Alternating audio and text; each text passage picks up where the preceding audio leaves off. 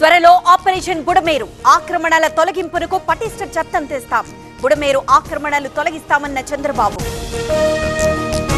విశాఖలో ప్రమాదకరంగా కొండవాలు ప్రాంతాలు. గోపాలపట్నంలో కూలిపోయే స్థితిలో పలు భవనాలు. ప్రజలను పునరావాస కేంద్రాలకు తరలింపు. కూల్చివేతలపై హైడ్రా కీలక నిర్ణయం. నివాసముంటున్న ఇళ్లను కూల్చం, కొత్త నిర్మాణాలు మాత్రమే కూలుస్తామని ప్రకటన. జర్నలిస్టులకు భూ కేటాయింపు పత్రాలు పంపిణీ. భూమి పత్రాలు అందజేసిన సీఎం రేవంత్.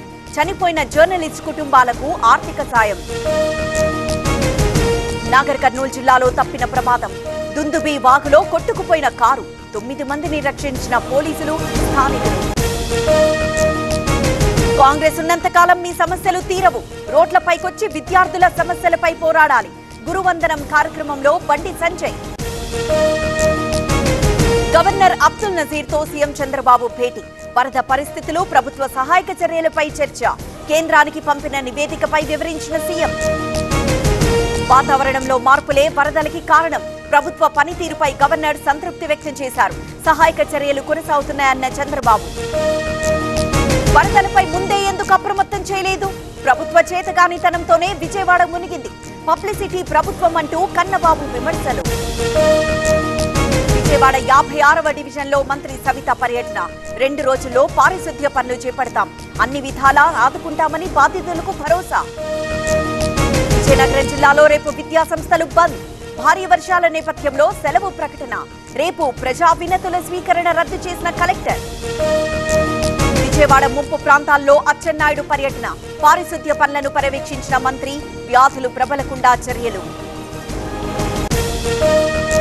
శ్రీరామ్ సాగర్ ప్రాజెక్టులో 2 గల్లంతు.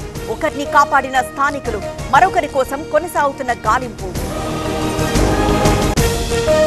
విజయనగరం జిల్లా చంపావతి నదికి వరద ఉధృతి. 12 గ్రామాలకు రాకపోకలు బంద్. ప్రమాదకరంగా నది దాటుతున్న గ్రామస్తులు. ఖైరతాబాద్ గణేష్ కి భక్తుల తాకిడి. సండే కావడంతో పోటెత్తిన భక్తులు. ఖైరతాబాద్ పరిసరాల్లో ట్రాఫిక్ ఇబ్బందులు. బంగాళాఖాతంలో బలపడుతున్న వాయుగుండం. తీవ్ర వాయుగుండంగా మారే అవకాశం. పూరి, దిఘా మధ్య రేపు తీరం దాటే ఛాన్స్. గుజరాత్ లో కొనసాగుతున్న వరదల బీభత్సం. సబర్కాంతలో వరదలో చిక్కుకున్న కుటుంబం.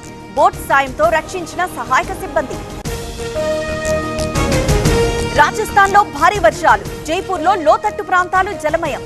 వరద నీటిలో మునిగిన వాహనాలు.